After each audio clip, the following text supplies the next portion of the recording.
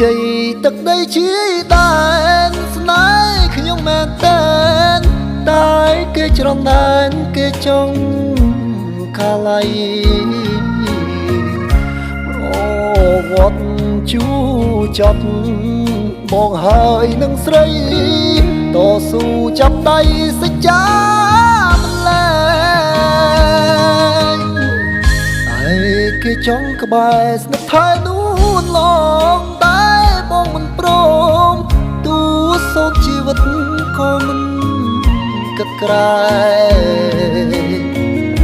ធ្វើជារនាងអោពាំងមិនលែងអ្នកចង់ប្រជែងត្រូវឈប់ប្រាថ្នាជួបភ្នំដងរែកមន្ទីរអំពិលអូនក៏មុនទៅថាមកសាវាដូផ្ដាច់ស្លាប់រស់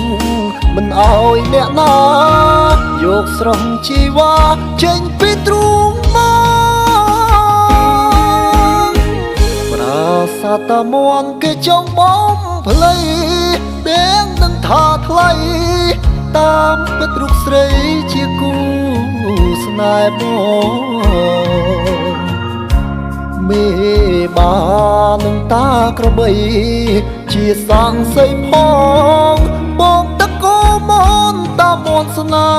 ហ៍ខ្ញុំ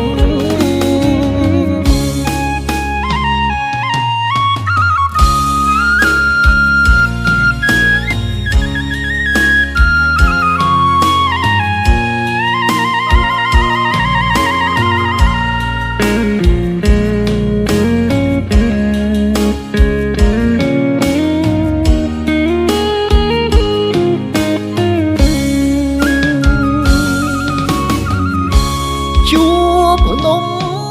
ដងរែកមន្ទីរអំពិលអូនក៏មុនទៅថាមកសាវាដូផ្ដាច់ស្លាប់រស់មិនអោយអ្នកណាយកស្រស់ជីវ៉ាចេញពីទ្រូងមកប្រាសាទតាមន់គេចង់បំផ្លៃទាំងនឹងថាថ្លៃ